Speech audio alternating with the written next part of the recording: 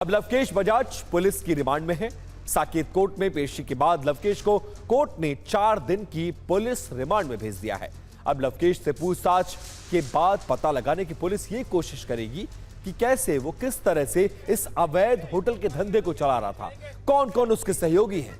इसके अलावा होटल के मैनेजर और लवकेश के सहयोगी जय मिश्रा को भी पुलिस तलाश रही है। साथ ही लवकेश के उस बयान पर भी सख्ती से पूछताछ होगी जिसमें सारे सिस्टम को वो इन्वॉल्व करता हुआ नजर आ रहा है।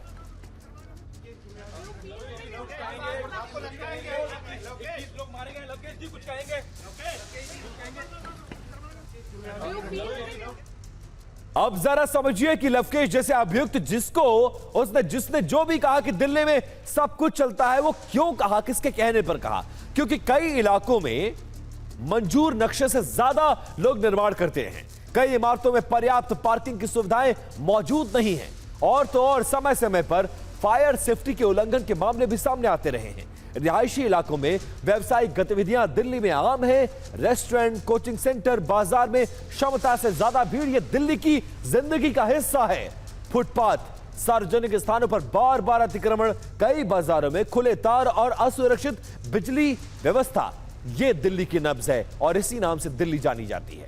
दिल्ली के इसी भ्रष्ट सिस्टम की पड़ताल के लिए हमारी टीम ग्राउंड जीरो पर है। मैं खुद भी कल से लेकर आज दोपहर 4 बजे तक लगभग मैं मौके पर मौजूद था और पाया कि मौत एक दो नहीं बल्कि ऐसी कई इमारतें हैं जो मौत बांटने की तैयारी कर रही हैं। और इस बार भी इमारत का संबंध मालवीय नगर अग्निकांड के मुख्य अभियुक्त लवकेश बजाज से निकला। मेरी ये रिपोर्ट देखिए।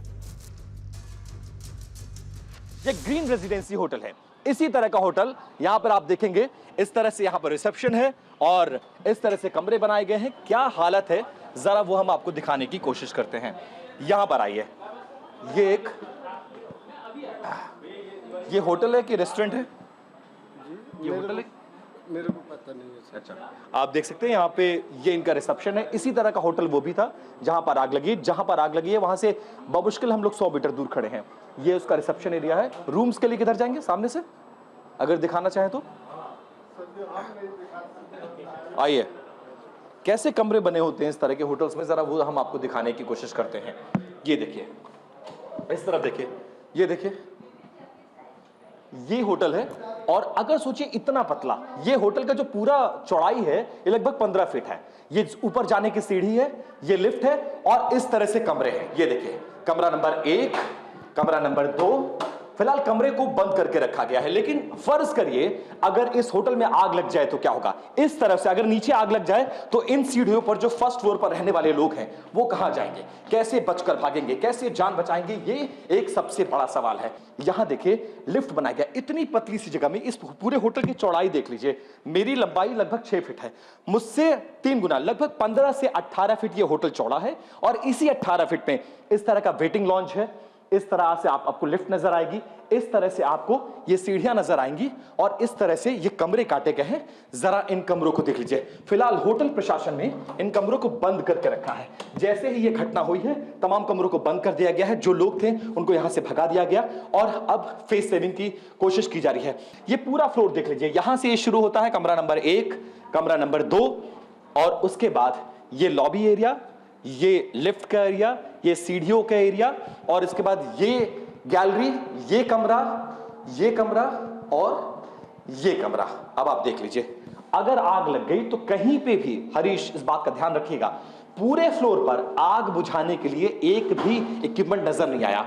और ये भी कमरा है, कोई यहां पर रुका हुआ है। एक बार बात करने की कोशिश करते हैं। भैया, you are from? I'm from Congo. You're from Congo. Have you heard that there is a hotel nearby your hotel? There is a fire. Yes. 21 person has died in that. Yes, I see. It is dangerous to stay here? No. It's dangerous. It is dangerous. Can I see your room? Okay, no problem. Yes, I can come.